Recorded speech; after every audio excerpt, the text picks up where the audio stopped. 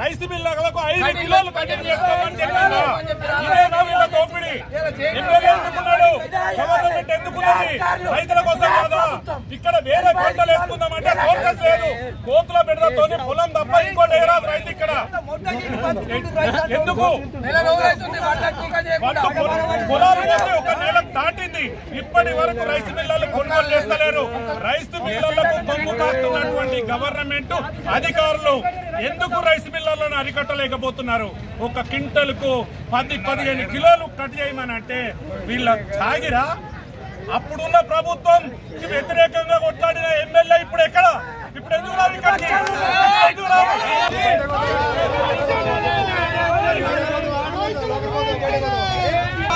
కొనే వాళ్ళు వస్తే మేము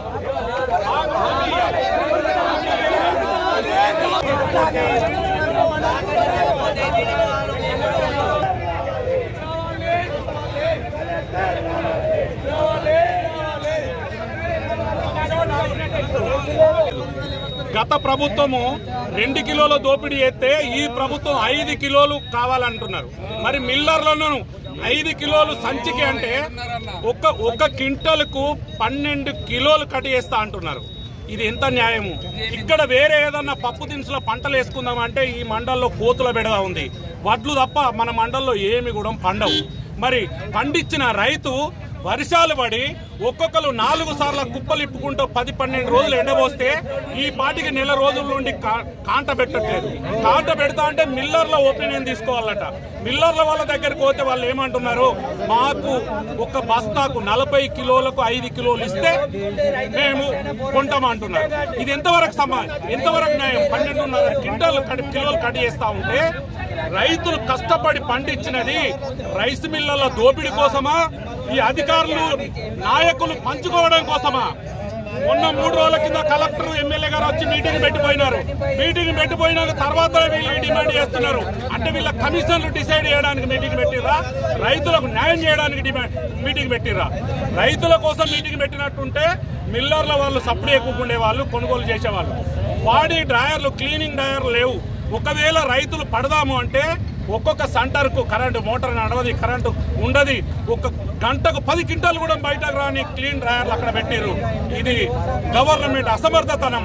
ఎందుకంటే వాళ్ళు మనకు పరదలు అందిస్తలేరు, నానిపోతున్నాయి. అయినా పట్టడానికి రైతులు సిద్ధంగా ఉన్నప్పటికీ పట్టుకోవడానికి ఆ క్లీనర్ బిసికిల్ కూడా సప్లై చేయలేకపోయింది గవర్నమెంట్.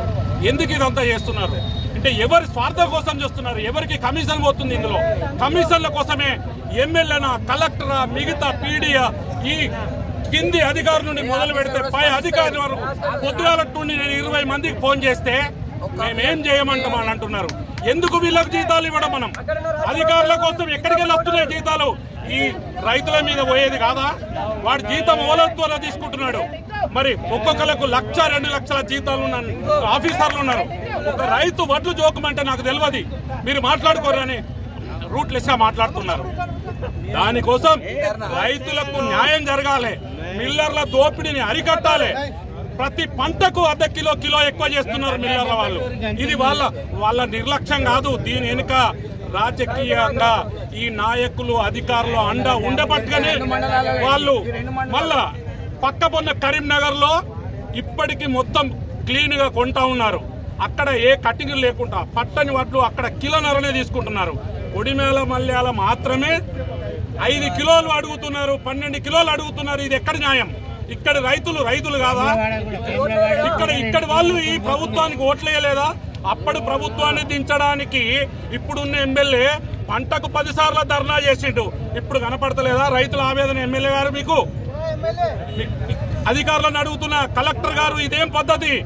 మీరు మిల్లర్లను అరికట్టలేకపోతే మీరు దిగిపోండి కలెక్టర్ గారు. ఎందుకు మీరు ఈ నిర్లక్ష్యం చేస్తున్నారు? ఎందుకు ఇంత నిర్లక్ష్యంగా ఈ రైతులను గోసపుచ్చుకుంటున్నారు? మీరు రైతుల గోస ఎప్పటికి పోదు. ఈ ప్రభుత్వం సర్వనాశనం అవుతుంది. అధికారులు మీరు మిల్లర్లతో కుమ్మక్కైన ఒక్కొక్క అధికారికి చెప్తున్నా నేను, సర్వనాశనం మీ కుటుంబాలు అవుతాయి. ఎందుకంటే మీరు రైతుల మీద దోపిడీ చేస్తుంటున్నారు. మీకు గవర్నమెంట్ జీతం ఇస్తున్నది మిల్లర్లకు సపోర్ట్ చేయడానికి కాదు. ఖబర్దార్, మీ డ్యూటీ మీరు సక్కా చేయండి. రైస్ మిల్లకు నోటీస్ ఇవ్వండి, ఎప్పుడు కొనపోతే అవన్నీ మూసేయండి. ప్రతి రైస్ మిల్లుకు గవర్నమెంట్ సబ్సిడీ 2 కోట్ల నుండి 5 కోట్లు ఇచ్చింది. ఎవడబ్బా సొమ్ము? సొంతంగా కట్టిన రైస్ మిల్లు కూడా చూడమన్నూరి గవర్నమెంట్ సొమ్ము కాదా అది?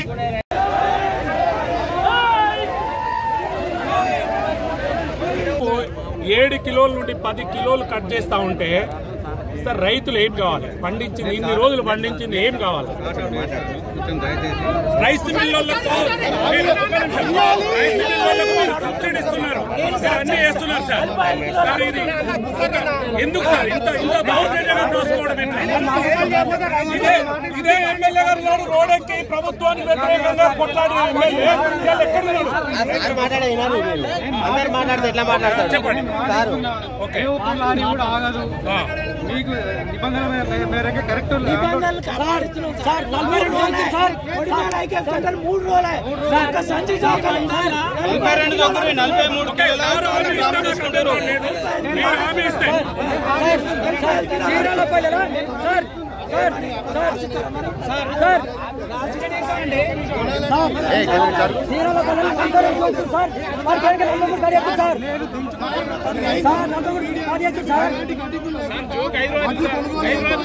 మేము అట్లా అయితేనే తీసుకుంటాం. ఇది దౌర్జన్యం. గవర్నమెంట్ సబ్సిడీ తీసుకుంటాం.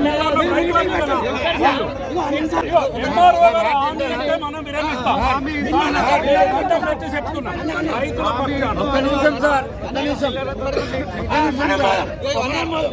పిల్లలతోనే చాలా మాట్లాడుతున్నారు. సెంటర్లు సార్